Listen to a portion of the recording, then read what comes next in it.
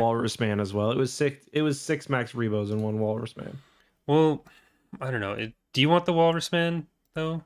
Oh yeah, he's my favorite. Yeah. See, like that just leaves me with like 7. We can't divide evenly. Do we do 3 max rebos and then we split? If Walrus I can Man? have Walrus Man, you can have 4 max rebos. Well, I don't want 4 max rebos. I think like I was gonna say we just mail Walrus Man back and forth. Okay. Every what? Like every 2 months? Could you go 2 months without Walrus Man? I think we need to do like every week. Okay. Okay. Fair enough. All right. Podcast live. Oh yeah. Sure. Hello there, everyone, and welcome to Tapcaf Transmissions, the only Star Wars podcast that is hosted on this channel as well as EckhartsLadder. We have to get more specific with this. The lawyers have been in touch. But today... Lawyers are scum. Every single lawyer. Scum.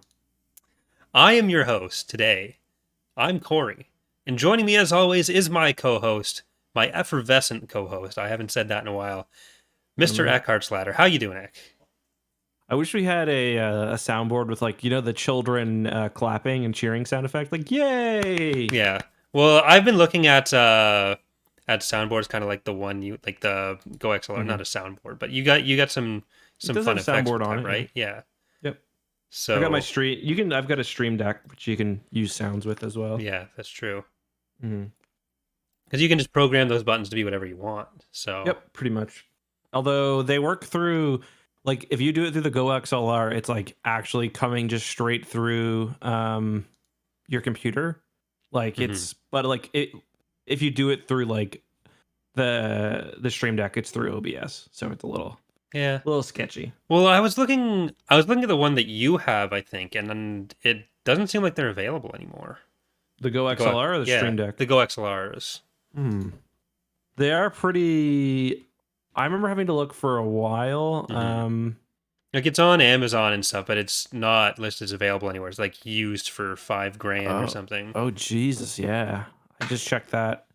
I think I had to buy it when I bought it. It might have been from I bought it from Amazon.ca, and right now it says it's $1,500. Yeah, I'm not definitely not that. what I paid. Wow. So I might have to find something else. They might the company's called TC Helicon, I think. They might sell it through their own website. Yeah, I looked at that and I was trying to find the other retailers they'd be going through, and it just wasn't available on any of them. But today we are talking about Crimson Empire 3. The Empire Lost. Oh, yes. So if you've lost your empires, make sure to report them to the Lost and Found. Sometimes they find some empires and no one claims them for a while. So even if you don't get your empire back, you'll at least get an empire. Yeah. Did you hear what happened to the empire? Empire lost. I was meant to kill you, but you have killed me. What a twist of fate. Yes, this is the final bit of Crimson Empire we're gonna shove down our gullets, and quite an IRL time gap in this one. Before we get into Crimson Empire 3, though, is there any news you want to talk about? Has any news happened? News. Any big expectations for the Pokemon Direct tomorrow? Or is there a Pokemon Direct tomorrow? There is. When was that announced? I think it was announced today for tomorrow because it's the 25th anniversary of Pokemon, I think. So big money's hoping for Sinnoh remakes, but it's probably going to be like Pokemon Snap footage. It's 20 minutes long, though, so who knows? I think it'll be Pokemon... what was that mobile match game they had? It was like the Pokemon like Candy Crush. I think they'll probably just have a new one of those out. Well, it's one of the longer Nintendo Directs, so yeah. I don't know if there's going to be 20 minutes of... I haven't been super into Pokemon for a bit, but I'm always interested. Like, I hope they make the next game a little bit more... I know they're kids' games, but I want them to be a bit more... Like, the last one felt a little too easy, I guess. Yeah. But yeah, so I guess we'll just get straight into the book, though. First, we will maybe outline our plans for the next little while, because we usually talk about that at the end. But we got some weird stuff coming up. Yeah. So next week, we are going to be doing Victory's Price, the third and final book of the Alphabet Squadron trilogy. Have you confirmed details for that before I just start saying things? you can talk about the fact that you've got it right now, if that's what you mean. Yeah, I meant the potential guest. Oh, with our special guest. Yes. So it's looking, and he won't mind me saying this. We're trying to get Alex Star Wars Explainer because I think he's done the other two, right? Or just the he first was on one? he was on for Shadowfall. I don't think he was on for the Shadowfall, first okay. one. So yeah, Alex from Star Wars Explained. We're gonna try to get him on. He's very busy, and he already does like a lot of podcast appearances and stuff. And he's very expensive. No, I'm joking. But if we can get our schedules to work, we'll get him. Yeah. We'll get him So on. there's a chance that we'll be doing the podcast either later next week or later in time or on a different day. So it might be Thursday, might be Friday, but we're hoping we'll be able to make our schedules work with Alex for next week. Last time he was supposed to be on with Template Institute's Mark for High Republic, but we weren't able to work that out. Both of them. Yeah, they had better things to do and didn't invite us to that. So yeah, we're going to be okay though. But so yeah, Victory's Price. I'm excited. Have you started it, Corey? No. Okay. I started it and they're like, oh, I shouldn't start it now because I'm going to just blow through it and then I'll forget a lot for next week because I'm probably going to do that in like 2 sittings. So I decided I'd start reading Force Heretic 3 and I'd hold off on the Victory's Price. But the week after Victory's Price, we're going to be doing something a little bit different. The plan is to talk about WandaVision, which we'll have a special guest for that as well. The family bovine right. Charlie is going to be joining us, who you may remember from the episodes we did on The Mandalorian, the last couple that he joined us for. So a lot of guests coming up.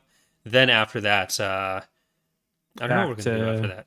Maybe might be time for Calista number 3, which does actually get a shout out in this book. Did you catch that?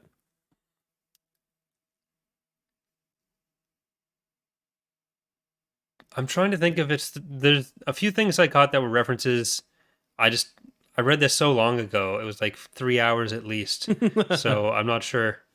There's reference to what planet is it again?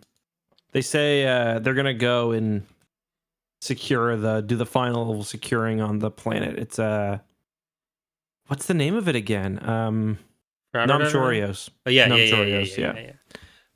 It's just a throwaway line, which there is a lot of in this book. Yeah, there are a lot of throwaway lines in this book.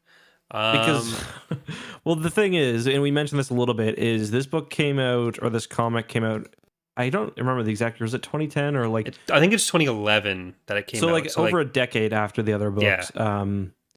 So obviously, it's like the other Crimson Empire comics were kind of contemporaries to like the other Star Wars books that were coming out at the time, but this one obviously came out after the timeline had been fully established. So yeah, did you read the so the end of the first issue for this one? Yes, it has a kind of letter by Randy Shredden. Yeah, I thought that was cool. Yeah, I did think it gave a little bit too much credit to Crimson Empire for starting the whole Yuzon Vong invasion arc.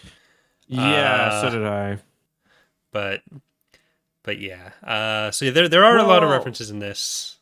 I think the point there, because there's a really nice letter to the editor or letter from the editor at the end of the first one, and I think what they were trying to say is that basically just that they had the idea for the invasion and they kind of set it up. I guess he did kind of make it seem like he kind of suggested that they worked with Del Rey to do the New Jedi Order, but I think that's probably a bit too generous. It makes it sound like they gave the idea to Del Rey. Where is it?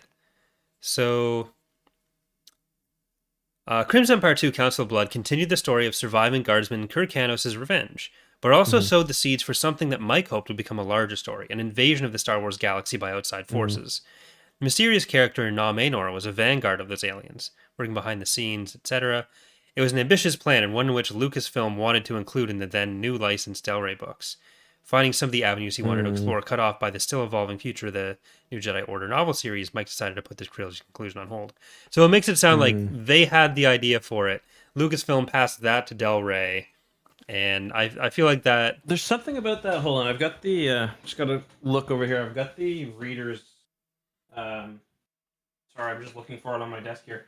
I've got the Reader's Guide by Pablo, and it says something. Just talk for a second. I'm gonna look, see if I can find it.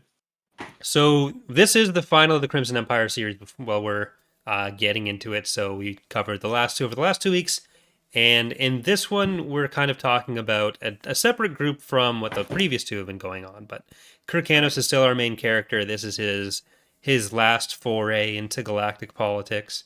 The Empire and the New Republic are still at war. Pelion is leading the Imperial forces after the fall of the Council of Blood. And there's a third group that's coming in now, the Restored Empire, run by NX Deviant, who has a bunch of Clone Wars tech. Total nerd. Yeah, he's trained by Vader himself, so he's got some hand-to-hand skill, which we're going to be talking about, that nice handy skill for him.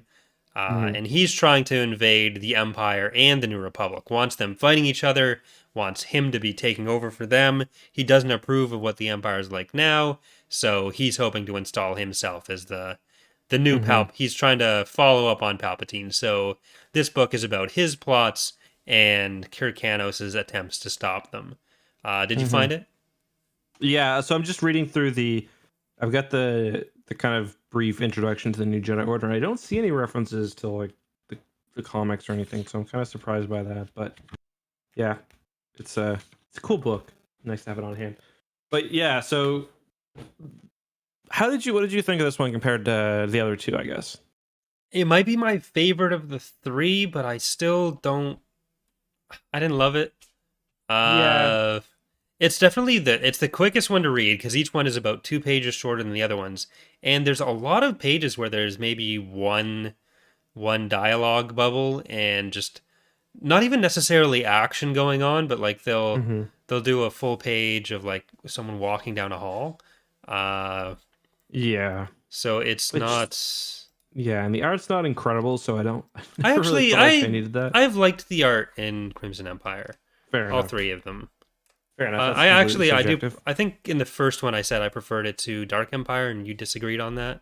Yeah, but yeah, I mean, I don't know. I've liked it. It's Other than definitely some very characters. functional. I'll say that Dark Empire is very stylized, but I can also see why you'd feel that way.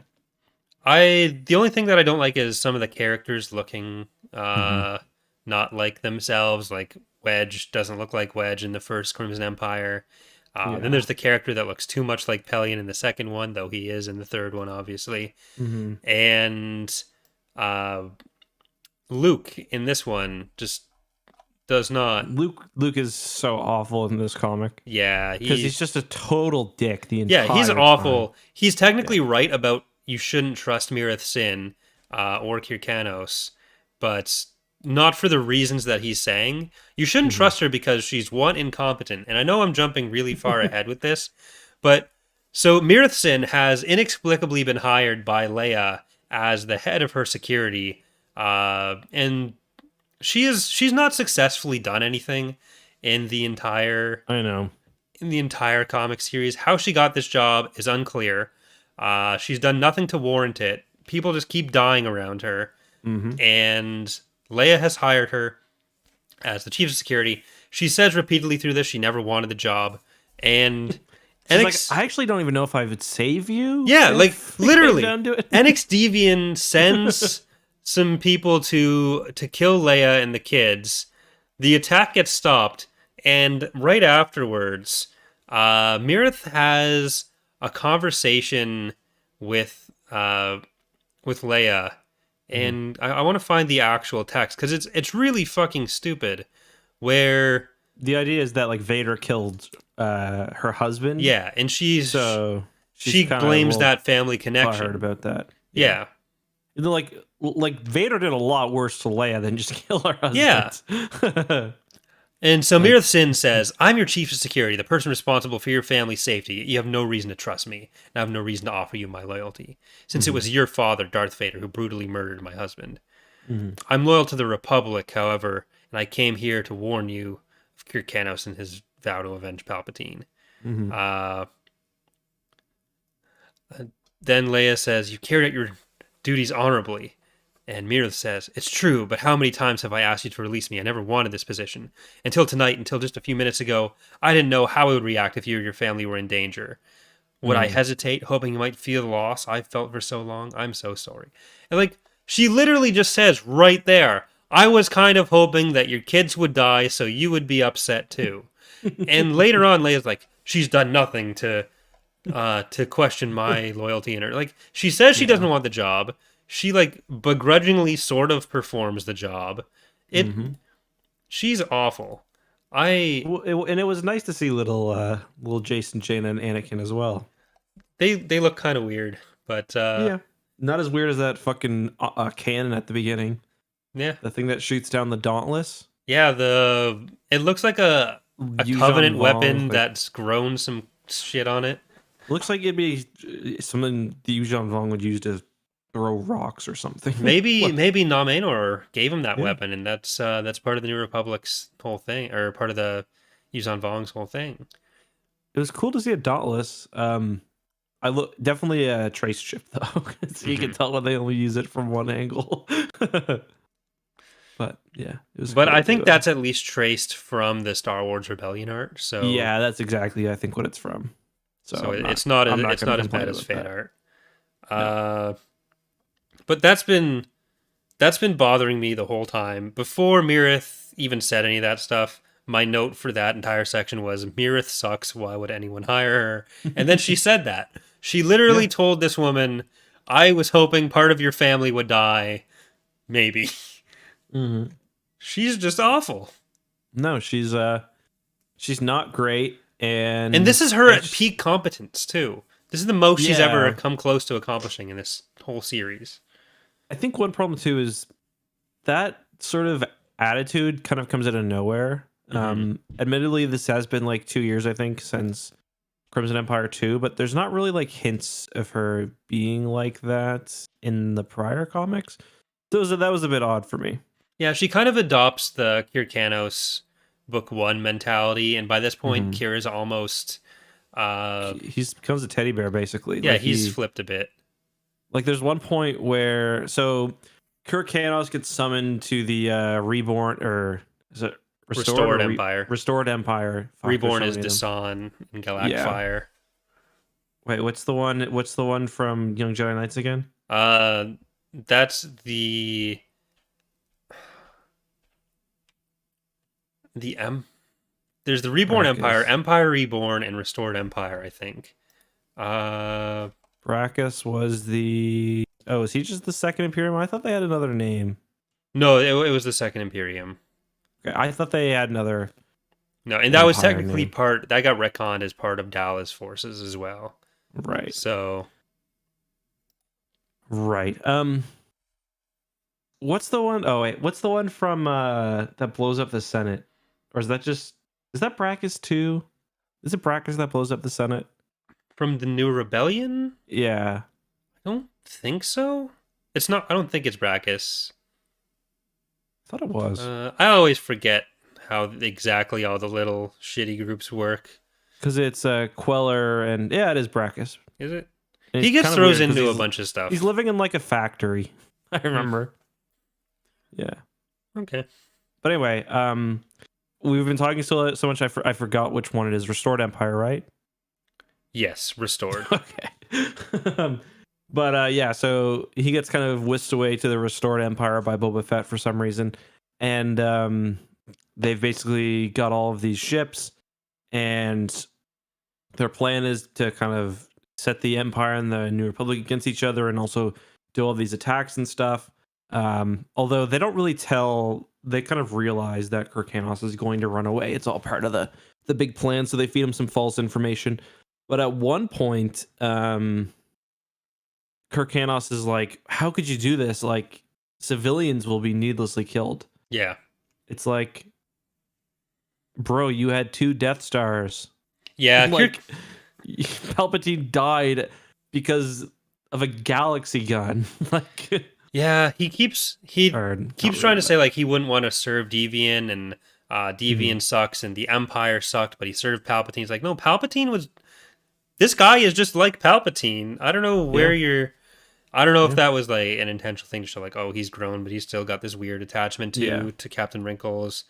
But uh, I did Yeah. like how he gets brought by Boba Fett to NX Deviant, and they're at the dinner, and so there's two parts of it here where the other general Klemp comes in, and is like, "Oh, Oh yeah. you're epic, you're a god," and then Deviant's like, "Shut up, you idiot." He's And like, Kira's like, that's kind of rude. "Yeah, that wasn't very nice." We have harsh discipline here. It's like calling a guy an idiot is now harsh discipline in the Empire. Yeah, like Palpatine would have vivisected that guy for that. Like, Yeah. uh, And then so Deviant wants to show off his epic skills with the blade to Kira, and it sounds like they're gonna like he wants to duel Kira.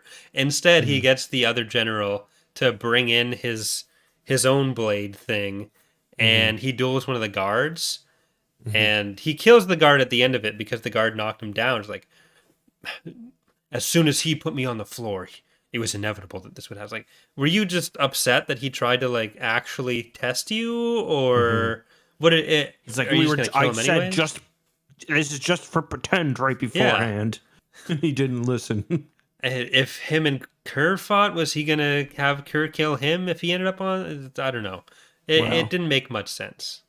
Yeah. The Empire. I mean, at the has end some too, weird- because spoiler alert, Kurt does end up killing him. He does kind of lose in kind of the same way. He's like, "But you killed me, but I won."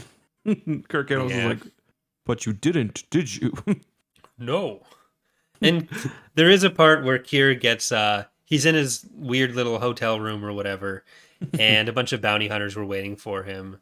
And I just love these two little frames where the one guy says, "We don't need to be violent," and he's clearly still trying to capture him. And, I have that in my notes. and I was going to kill you. Or we'll forget what exactly. so he cuts the guy's throat, I think, and the bounty hunter's like, "This is wrong. I was to kill you, but you killed me." It's so weird. Yeah.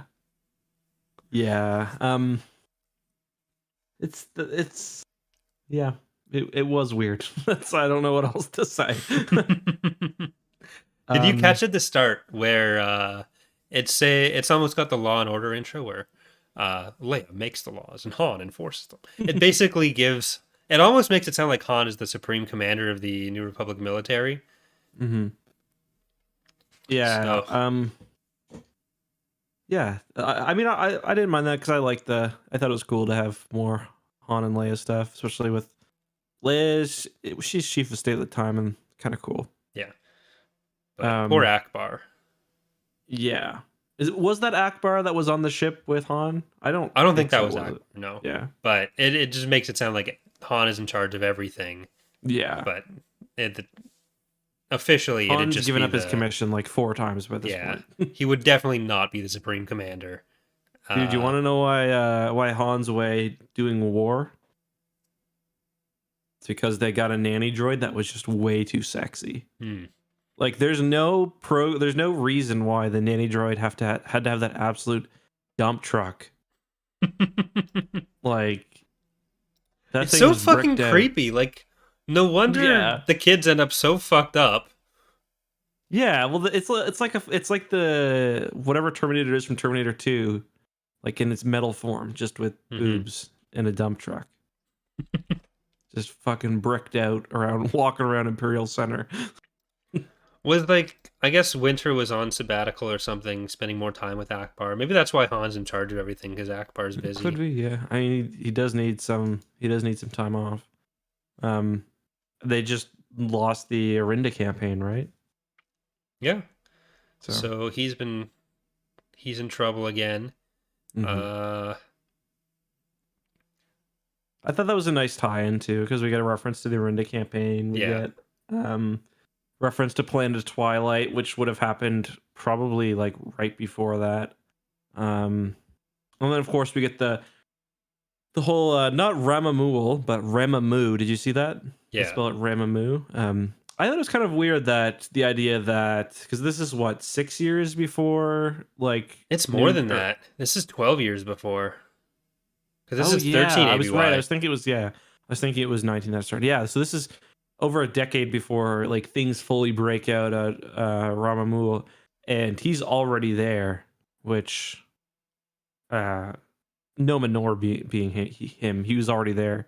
I kind of feel like they were trying to set up for a Crimson Empire 4 with although well not Crimson Empire 4 but like a continuation focused on Nominor because they kind of start a new plot thread of him like beginning to sow all this chaos and then they never really follow up on that. Yeah. And like Leia clearly has the opportunity to act on this and she just starts giggling at her kids. So yeah, exactly. The Gran is like, why are you laughing at me? I'm leaving. My people are dying. She's like, my children are in here. Funny children. Yeah, I'd be kind of pissed if like the kids were running around and I'm talking about like civil war on my planet. Well, he doesn't even know the kids are there. He just sees Leia laughing at him, which like fair enough for your reaction, dude. Like clearly she doesn't give a shit. And considering she never does anything about it until 12 years later, she doesn't give a shit. She was like wanting to get out of town and the mediator was done, so she's like, oh, I'll head over. I still love the juxtaposition of like Namenor talking about how he's had to blend in with the infidel society for years and years, and meanwhile he's wearing his fucking edgelord maybe cape don't wear and everything. Spikes, and you would like maybe just wear a mask and not spikes, and you could pass pretty easily. Yeah. All right. The chat has been asking for the nanny droid, so I'm trying to find a page that wasn't has chat. It was just Raimo time again. The man's thirsty. Let's get her up there. No, Jacob as well. There were a few people asking, but Raimo has gone into obsessive territory, and I don't know if maybe you can find the anymore. Let's see. Oh, there it is.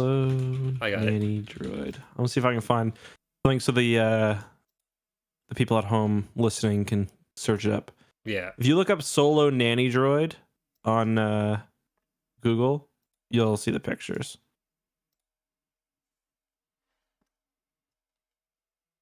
But like that's not how. Well, I guess it is. It's like the TDL nanny droid. Yeah. Yeah. And then it gets combined with the Yuzan Vong Hunter droid. So imagine that, but like machine guns in it as well. Yeah. But isn't that a different one than the one they had earlier? Like Anakin had? I thought they described that one. Yeah, I don't think this is the one. Hey, look, there's a Walrus man right there. Yeah. Leia looks like she's gonna give him a big kiss. Interesting. But yeah, there's like there's no reason to make that droid that sexy. No. Like, it's for children. Yep. Yeah. Oh yeah, look at that butt shot. Yeah. Yeah. Anyway, there are some thirsty people making this comic. Yeah, that's at least 3 stack bowls. Oh yeah, for sure. What do you think about like the Star Trek aesthetic in the initial frames?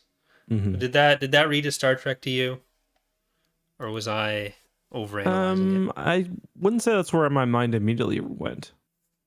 All right, Eck is wrong. We did see the Star Trek guy, though. Well, neither am I. I got an angry comment on. I did a playthrough in like a Star Trek Stellaris mod, I think it was, and like 3 years later, because I said I wasn't well versed in Star Trek lore or something. One of the comments was like, "Oh, so you're a Star Trek Discovery fan?" It's like, what the fuck? It's nice to have a reminder that every fandom kind of has. Yeah, these it's weird how like people just latch on to like one thing, like Star Trek Discovery. Like it's like, oh, I don't like you. You must not like. You must love Star Trek Discovery. It's like what? Like Yeah. I'll have people all the time who like I'll post something they disagree with and be like, yeah, like, but at least I don't like The Last Jedi, and I'll be like, what? Or like, at least I'm not a shill for The Last Jedi. It's like, I've made a lot more money shitting on The Last Jedi and The Rise of Skywalker than I have any right to, so I don't want to hear that. Do you know how many videos I've made on the Battle of Exegol? At least 10 by this point. That's my what's her name? Captain Antoniel. Marvel. No, Brie Larson. You know how they make all those videos on Brie Larson?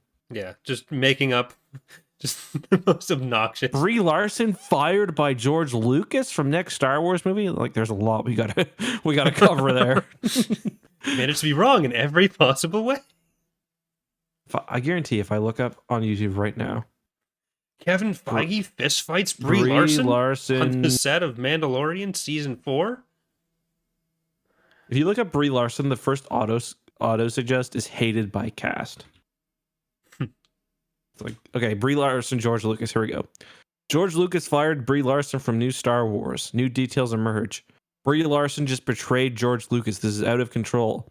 George Lucas's plan. Wait. Hold on. Before you, what are the order of these videos? Can you get the release date? Like, was Brie Larson fired? So George Lucas fired Brie Larson 5 months ago, but he also plans to fire Brie Larson a month ago, and she also betrayed George Lucas a week ago. Okay, so he fired her twice. So is it a betrayal on her part anymore? These people need to get their story straight. Heck, if you fire me from Tapcaf, he also fired her 3 months ago, and there were new details leaked then as well. And also, Brie Larson apparently wanted to end Anakin's legacy a month ago. So, what does that mean?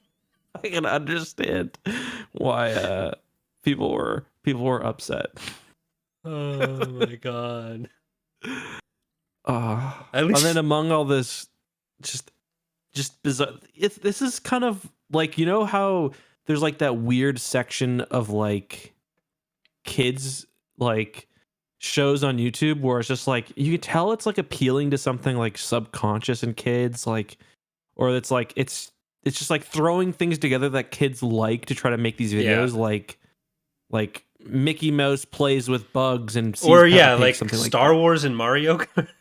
Yeah, so it's like that, but it's for adults. It's like all the things that it's just basically just like fucking porn. It's like all these things that people hate. It's like, oh yeah, I hate Brie Larson, but I love George Lucas. So the idea of her fucking with George Lucas, oh yeah, it's just like, yeah, it's just fantasy. It's bizarre. Yeah, like reading news about pretty much any franchise now, it's like anything I see that's Star Wars news, I just don't trust it whatsoever until it comes from an official source. Oh, but hold on. 3 weeks ago, Disney's CEO just canceled Brie Larson's Star Wars project. Oh, okay. Well, so much for that. But whenever I see news for other franchises, like, if this came out in Star Wars, I wouldn't believe this. But no, it's just like, it's shit. I don't get it. Yeah. And they'll make the same video 30 times and people will just watch it. And you know how much fucking money they've made from this? Yeah, boatloads. Yeah. Like, people don't realize, like, these grifters are not they're not doing this for fun. They're doing this for like hundreds of thousands of dollars a year. Yeah, they don't believe what they're saying. Exactly. That's why within 3 months they'll be taking the opposite approach on stuff. So, well, I think Brie Larson will always be. No, not that. I mean, like, there'll be like specific things that they'll completely. Oh yes. On. Like how a year ago, Gina Carano, or how a year ago, Cara Dune was SJW woke garbage in Star Wars, but yeah, because she fought a man. Yeah. To a standstill. And you see anyone posting those videos now, go back to what they were posting a year ago. It would have been that. But we do see Jar Jar Binks' successor. I've always liked her quite a bit. We do see Jar Jar Binks' successor in the Senate. We get a Gungan senator. So yeah, I was wondering if that was like Lil Boss Nass. Oh, yeah. That's a good rap name, Lil Boss Nass. It's almost it's already Lil Nas. So. Yeah, Lil Boss Nass. But I like that. I wasn't sure at first, like, is that a Neomoidian or is that a Gungan? But it's got to be a Gungan. It's a big old Gungan. Yeah. Yeah. Big ol' Gungan. So I think we got to take that as confirmation that Jar Jar has been executed by now. Yeah, no, for sure. He's definitely complicit in the destruction of democracy. He knew what he was doing. Yeah, he goes put down by firing squad for sure, for sure, for sure. Yeah, well, that's what you get for so it's a little known fact that Operation Cinder was brought up as a thing in Legends, and it was Jar Jar's idea, and he's the one that tried to execute it. It wasn't part of the Empire's plan. But yeah, But Jar Jar's Operation Cinder was just getting some aerosol sprays and just holding them and spraying them like fucking Butters in South Park, just hoping Axe that body spray. Yeah, just With the hoping that the lighter. environmental catastrophe would eventually strike the planet. Yeah. So, not quite as effective, but No, but you needed a lot of aerosol. He just didn't have access to that Yeah. much. no, he was going a can at a time, and he's only buying one can at once, so it wasn't great. Yeah. Oh, there was something I forgot with the duel.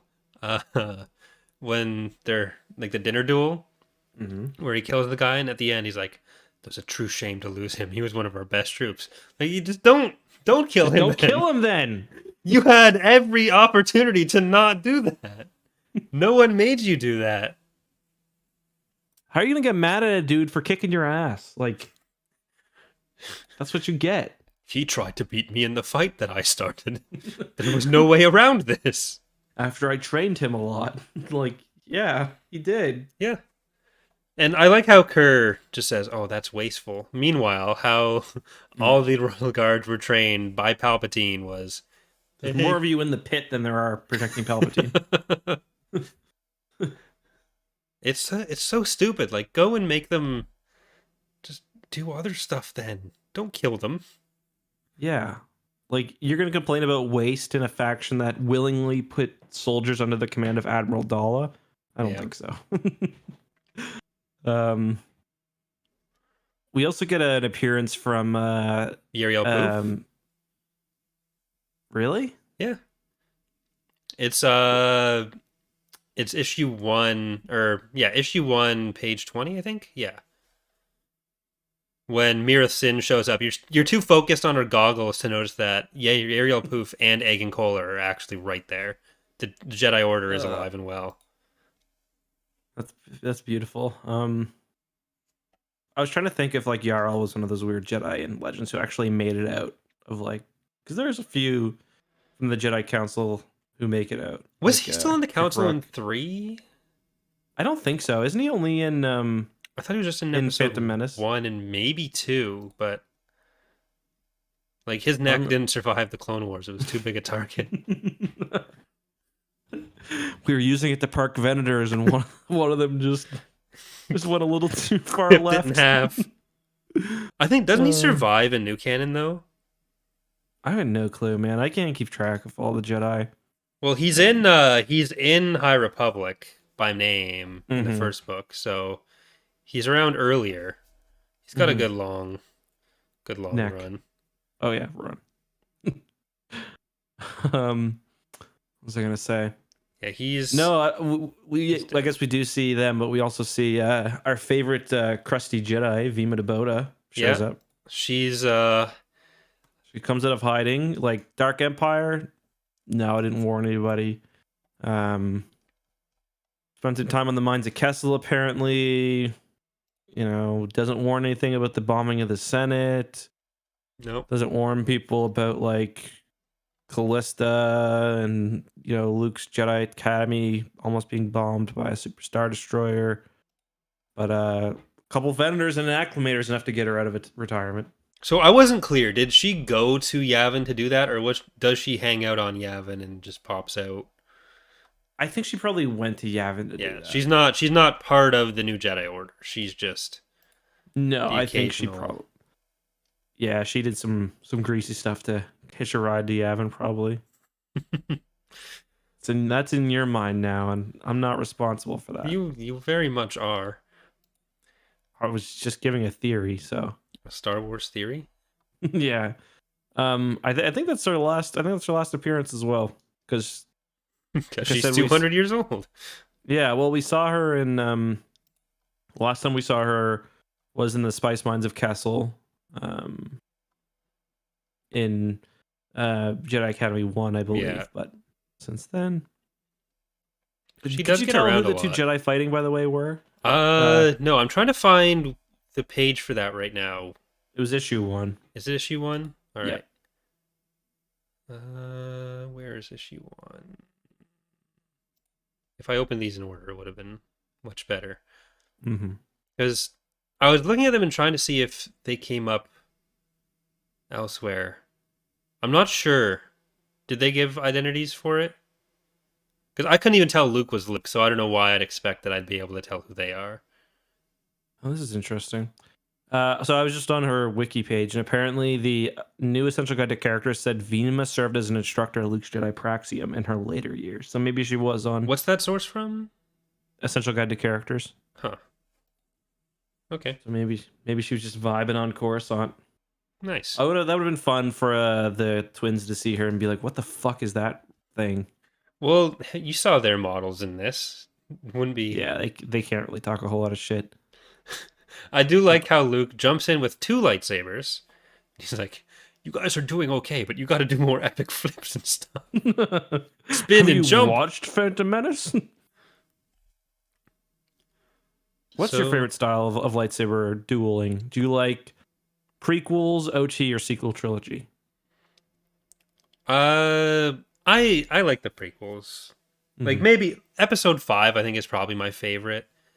Like 5 and 6, I guess. Because I don't know. I always think of like OT and I think of the 2 geriatric men poking each other in a hallway, but with Vader calling himself a learner, which is just yeah. kind of when we met, I was the learner. Like, learner, really? Like, that's what you're gonna call yourself? Not pupil or student? Learner? Yeah. Like, come on, bro. Like, the sequel trilogy, we never really get a true duel between 2 people using a lightsaber. Like, you get people using a lightsaber. Rey and Kylo stuff in episode 9 on Endor.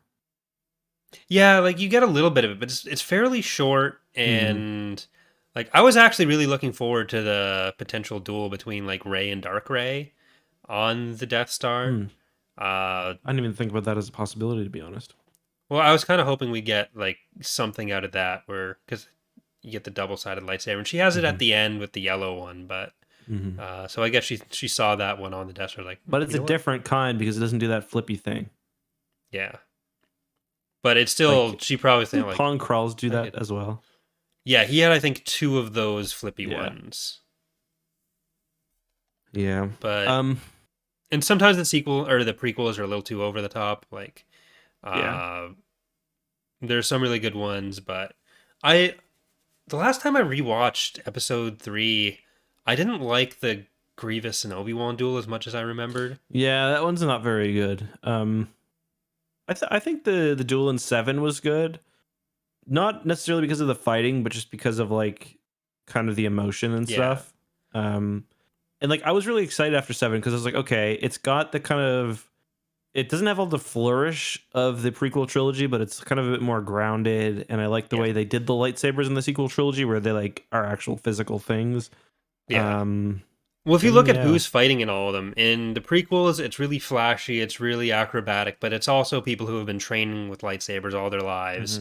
In the OT, it's like Vader, who's the shell of his former self, and Luke, who's still learning everything. And he gets progressively better. And then the fight in episode 6 especially is like really good between the 2 of them. Then you have episode 7, where it's like wounded Kylo, who like literally just got shot by Chewbacca and killed his dad. I remember everybody just completely ignoring. Yeah. And he's fighting someone who he's like very close to killing the entire time, who's just like staying alive and has no idea really how to fight. But then you end up with like Kylo and Rey teaming up against the guards, and like that fight's okay, but I don't really count it as a duel because it's like 2 Jedi fighting a lot of other non-Jedi. The best sequel trilogy duel is Rey versus Luke when they've got he's got a stick. I always forget about it, but I really like the Luke and Kylo fight. Like the Yeah. projection Luke and Kylo fight. But even that's not really a fight. Like, Luke doesn't use his lightsaber. Yeah, like Luke basically lets Kylo just own himself pretty much. But I still really like it. Both for like the actual stuff they're doing and like the framing of it and everything. Yeah, I mean, that's like, that duel is basically like a piece of concept art come to life. Mm-hmm. Like, you very rarely actually get like a vision executed that well. Say what you will about the movie. It's that scene itself is very cool. Mm-hmm. Like, it's all Luke letting Kylo overshoot and doing all the stuff that Luke warns about the rest of the movie. But... Yeah. And the craziest part was that Luke was actually being possessed by a Sith Lord. Do you want to guess which one? Darth Jar Jar? Nope. Fimbul Bova? Nope. I don't know. Somebody he ran into on Yavin. Exarchin? Yep. Oh, can you imagine? Oh man, if I would have written the sequel trilogy, it would have just been Exar Kun as the main villain, and they would have had to say it like that every time, and no one would have addressed it. Yeah. So what else do you want to talk about? Crimson Empire 3. What did you think of the? So where's that other lightsaber from? Oh yeah, I don't know, dude. Maybe it's the one Vima originally gave Leia in Dark Empire. Because like Luke uses his little Shoto against Lumaya, so he does have a short lightsaber as well. It's red, but this though. is yeah, and these are two equal length green ones that he's just jumping onto. The where does Yavin have these rocky plateaus? Yeah, I don't know. There's not a single tree visible in any of these scenes. It's just like it's the Yavin Badlands, dude. Yeah, I guess it does say somewhere on Yavin 4. The Yavin Badlands. Nowhere just near like the Minecraft, temple. you know? You walk through the jungle for a minute and suddenly it's the desert biome, and they were just, yeah. Thank God you were training on this side of the planet, young Skywalker. Luke just looks like David Bowie again. I said it with Dark Empire, but he's just Bowie Luke. He's not, if you look at just Luke, it's not obviously Luke. No. I wasn't even sure until she said his name, other than the context clues that it's on Yavin. Like, is that Corrin? Is this some other Jedi?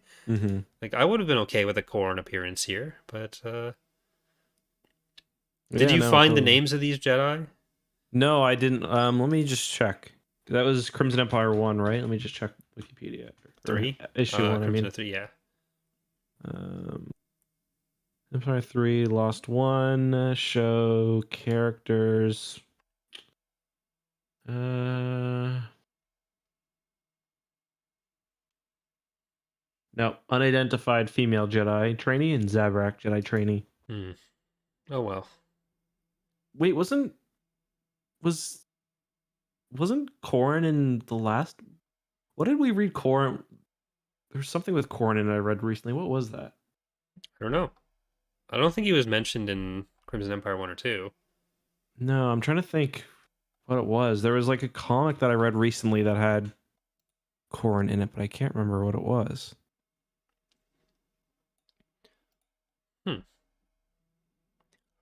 Well, what did you think of NX Deviant's... Unless they're just having dreams of Corrin, perhaps. Maybe. It happens to me all the time. What did you think of NX Deviant's plan in the Restored Empire? Like, did you think... It wasn't awful. I mean, it kind of made sense, I guess.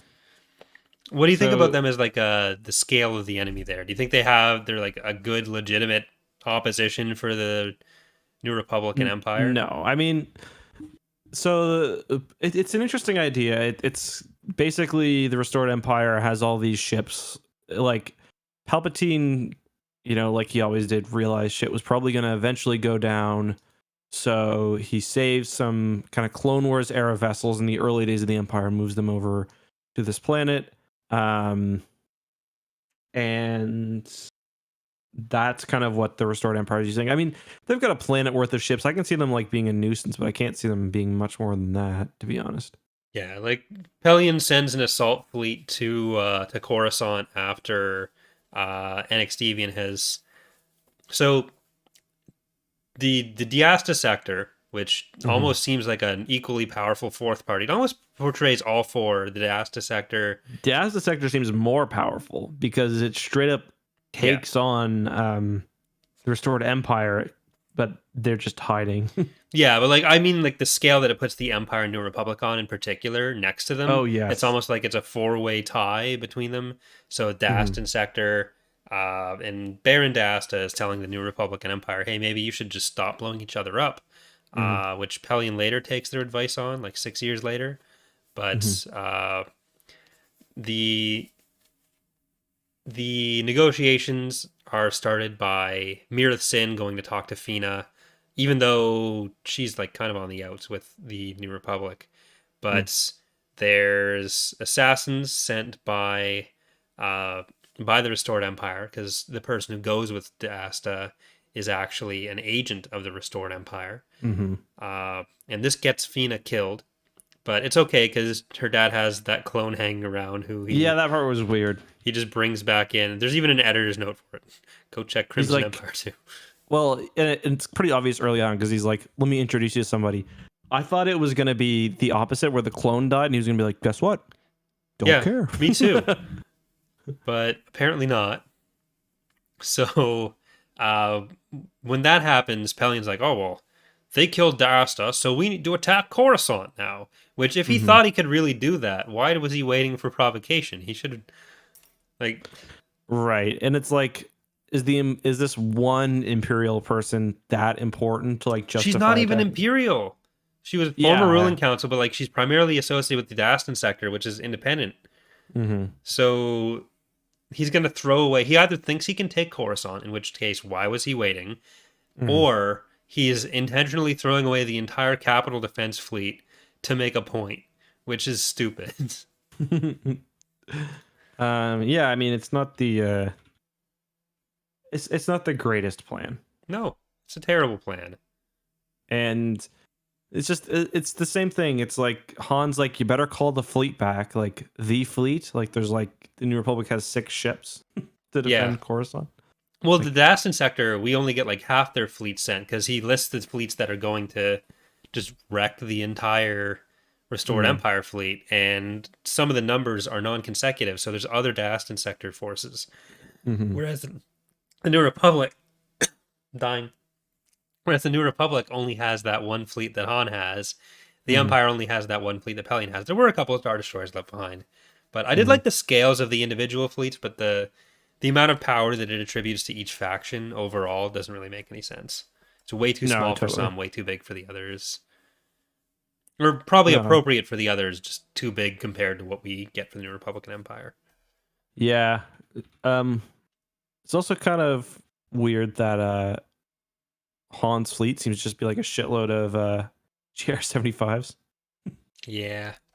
Were those GR75s? They look almost like they were MC30s or something. Yeah. Because this came out after Empire at War, so yeah, those would have existed.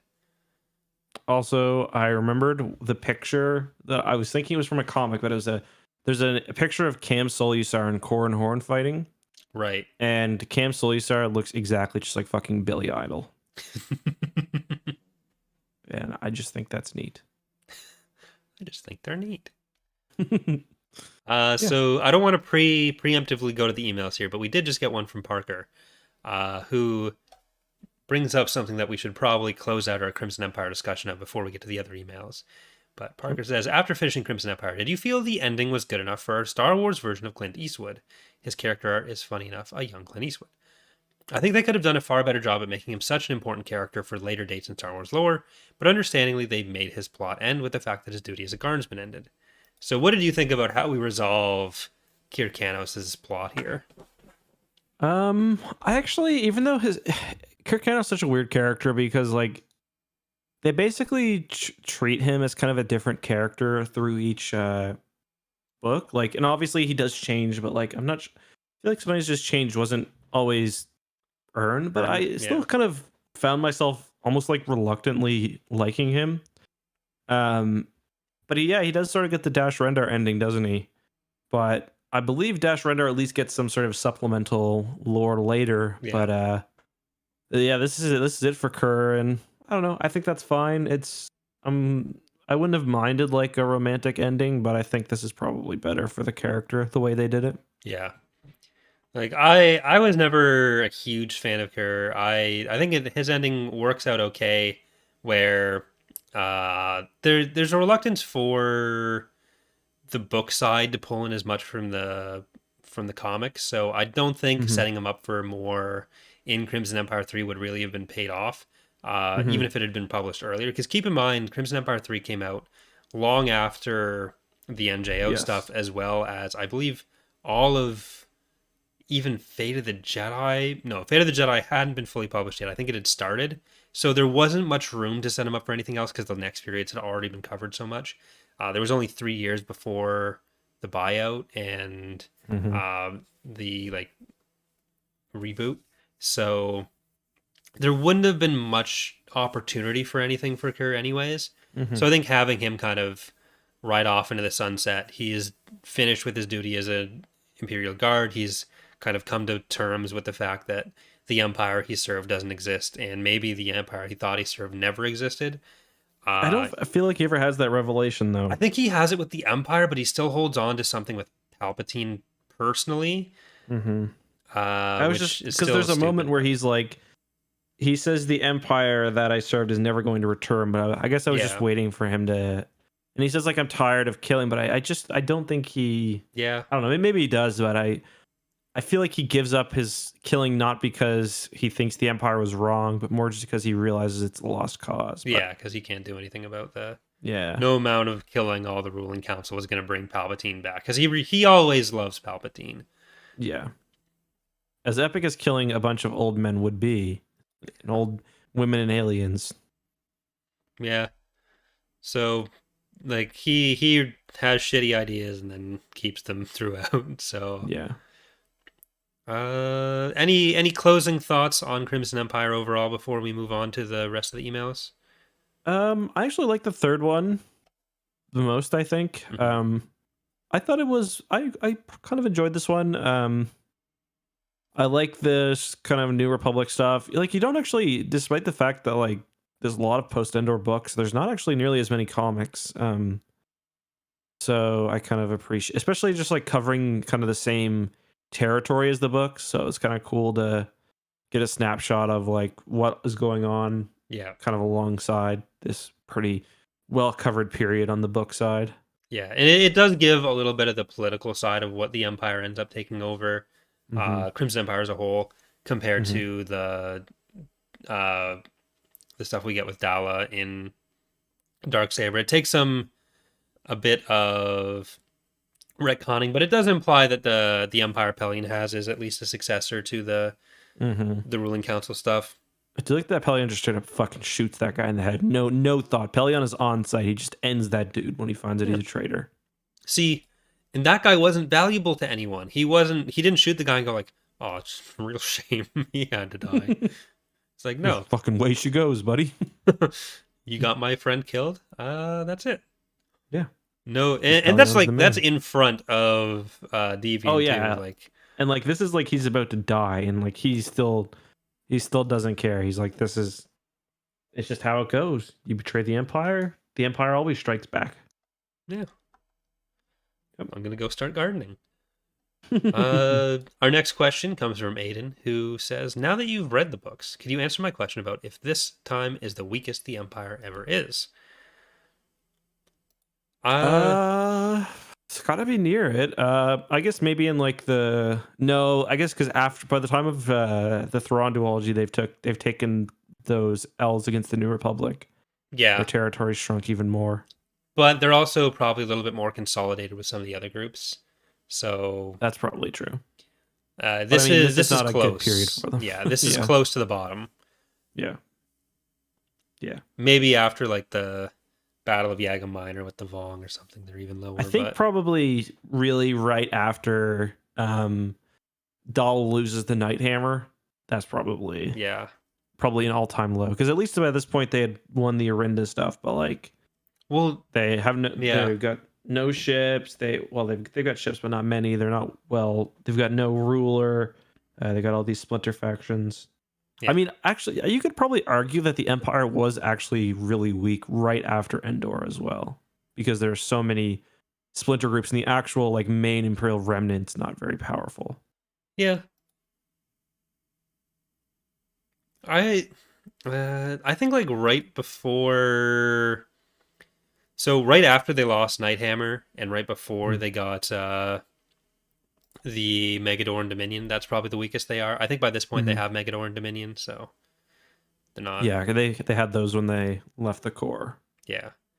So I think that's that. Thank you, Aiden and Parker. Then we got one from Chartable saying we're on Apple Podcasts, so remember to leave a 5-star rating. And what should we have a word that you want to throw in? We'll cover this at the end. But... I like the word whiskers. Okay. In favor of and just in reference to Walrus Man. Okay.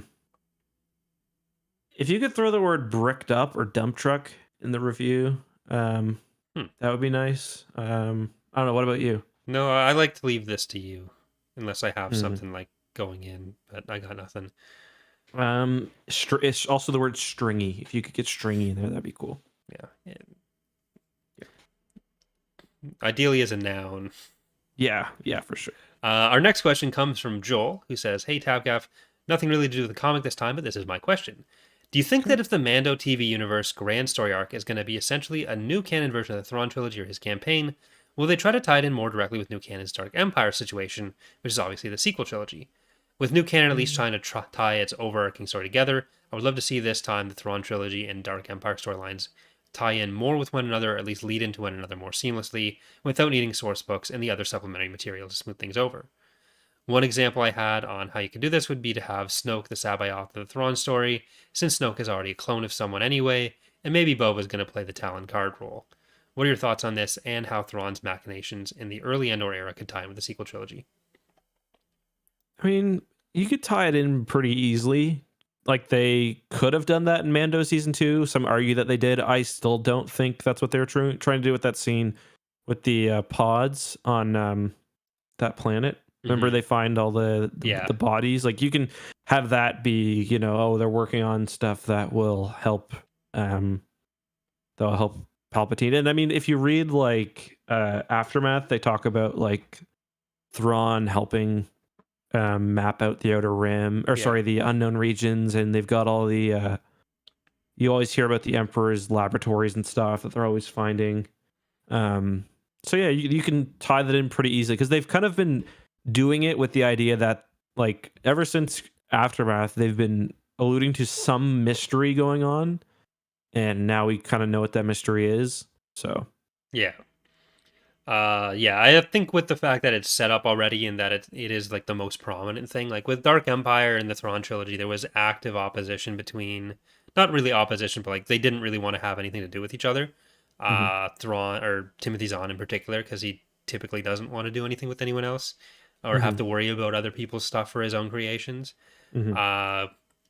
Whereas like the sequel trilogy is obviously the big, the most prominent media. I don't think it'd be Mando specifically that's tying it in. I think more broadly the set of like Ahsoka, The Mandalorian, and Rangers of the New Republic is going to kind of set up whatever's going on there. I agree for sure. Whether Thrawn's whole story gets told in some combination of those, or all three are kind of leading into some new Thrawn event, whether that ends up being... I can't imagine that they'd set all this stuff up in a TV show to have it then become books, because it feels like the way that escalate is the other direction, where it would go books can maybe lead into a TV show, can lead into movies. So I would assume that we're definitely getting live action version of whatever Thrawn's plan is, and that it will probably tie in some ways to Palpatine's return. Yeah, no, I agree. I think that's a good analysis. You're right. It probably won't be Mando, but it will be kind of... People are talking about Mando, Rangers, and Ahsoka as kind of the new kind of big multimedia event. So yeah.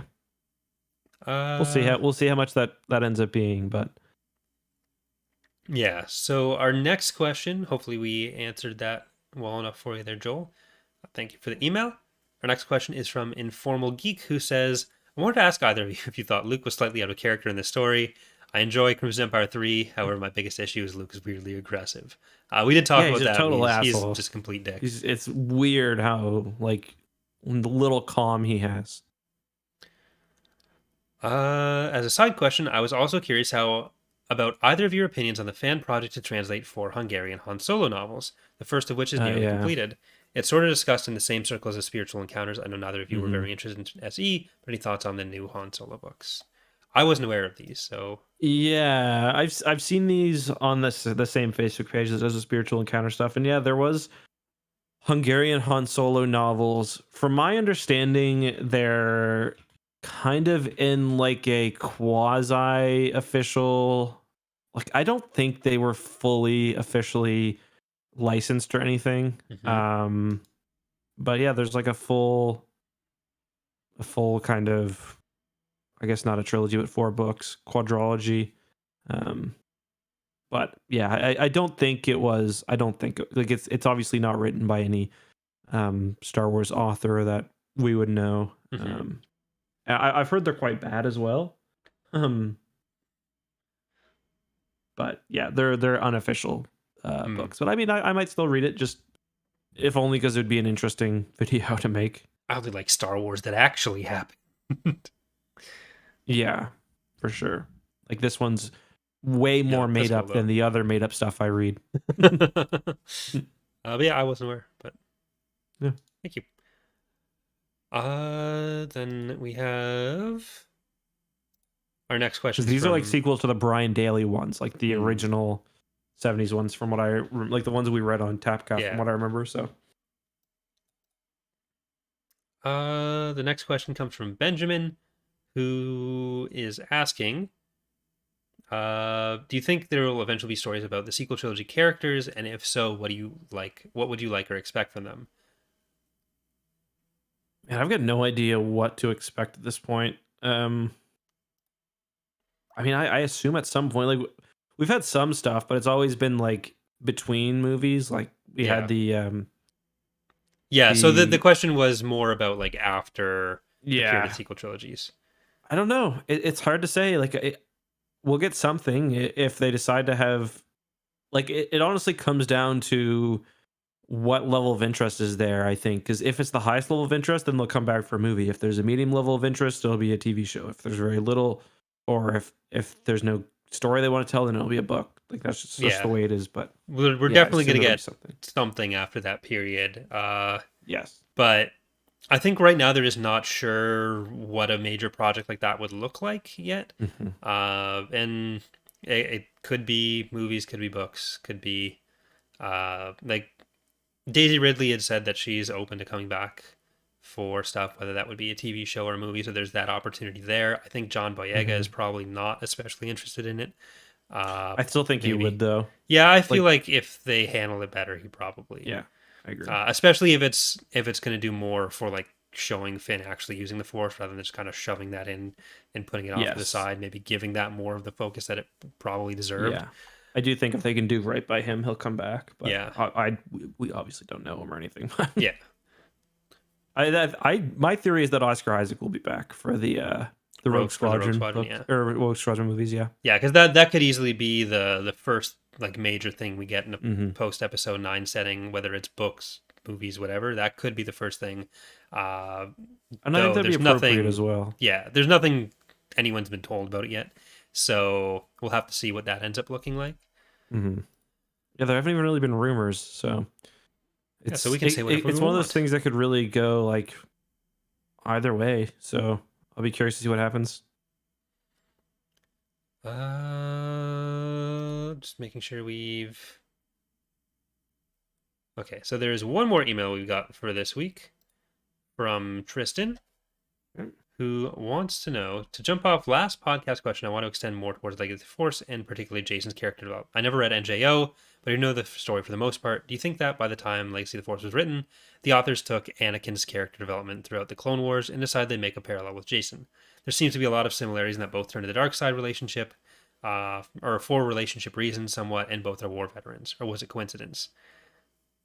Definitely wasn't a coincidence because, I mean, he has that vision with Anakin Yeah. in one of the Legacy of the Force books where he goes to I think he's in the Jedi Temple or something, but Yeah, it was definitely set up to be a parallel.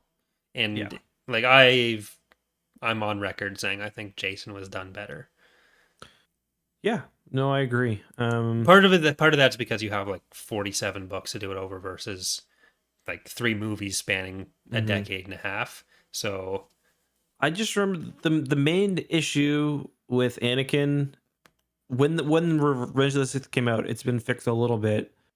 His fall is just, it's not, I don't think it's necessarily believable. Him turning on Mace Windu, I think, is maybe believable, but immediately going from that to sucking Palpatine's toes, like, yeah, I don't like know. that's kind of extreme, but there's a side story that people tend not to know about, where Oh, like God. 3 years before episode 3, Anakin actually goes and slaughters an entire village. No, So as far as his evilness goes, there's that, but like just immediately being like, oh, I'm gonna serve but Palpatine. it's still pretty abrupt that he. I agree with that, but it's just the fact that he completely turns on, and like I said, takes the name Darth Vader and just goes with it. Yeah, he's a very gullible boy when Palpatine tells him stuff.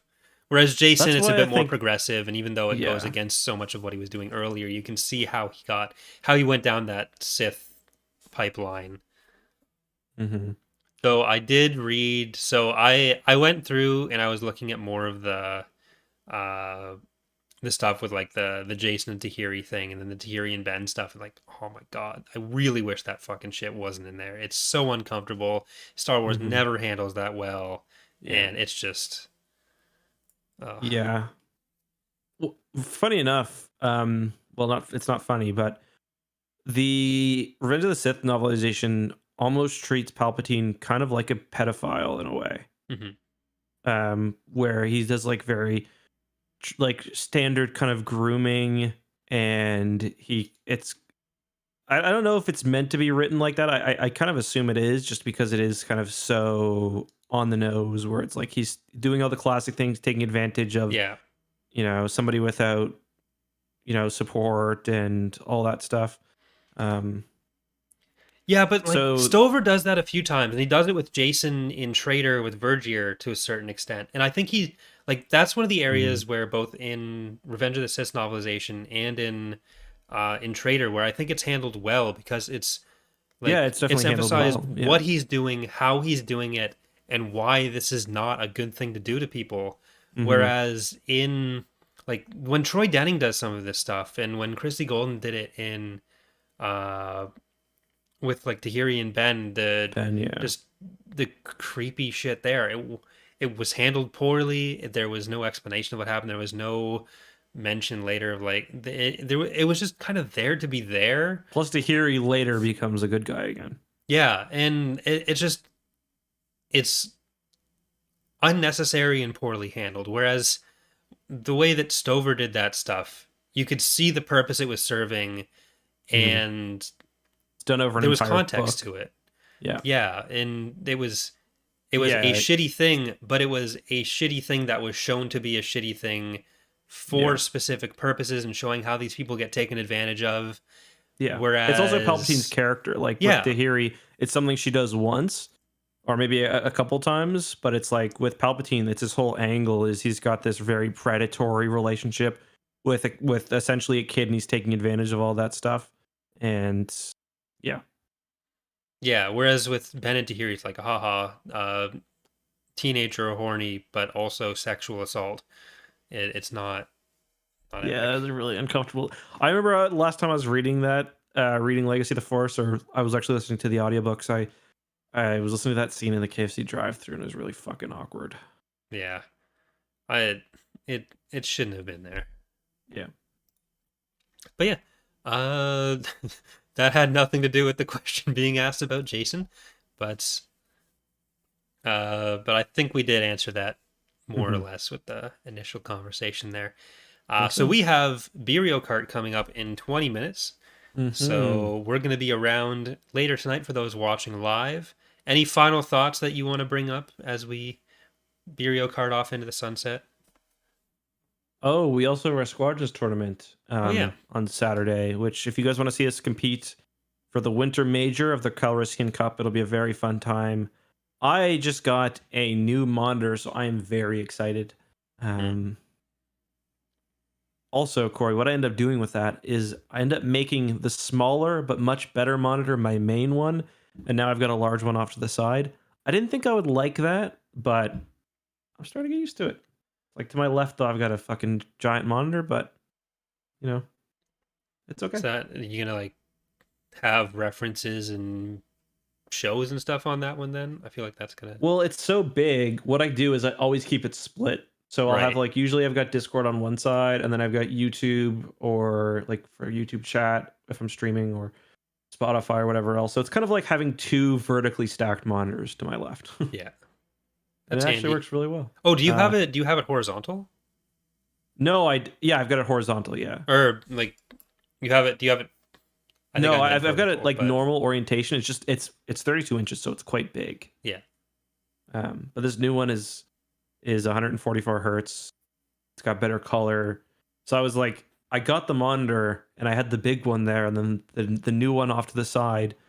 It's just like this one's so much nicer. It doesn't make sense not to be playing. Could you do games it on as like stuff. almost 4, like top left, top right, bottom left, bottom right, and just have it turn it like 90 degrees? Because you can have it with the vertical orientation, then you could have it like more contained. You could still have the split. You Yeah, get that better might use be a out of it. little too tall though. Like I'm already kind of looking up to see the top of the Okay. screen. Oh, also the legs on this don't rotate. I could get a mount, but yeah. All right. Well, it sounds like you've got a very comfy little cozy setup. I do. And guys, so yeah, we'll be playing Calrissian Cup on Saturday. It could be 6 hours of Squadrons. We played a bit last night, Corey. Late, I gotta say. We beat a couple good teams. We're coming together really well. So look out for that. But that's all I've got for today. Anything you want to say, Corey? No. Leave reviews on podcast things and make them stringy and whiskers. But thanks for listening. And goodbye. well, I usually do a Star Trek thing, but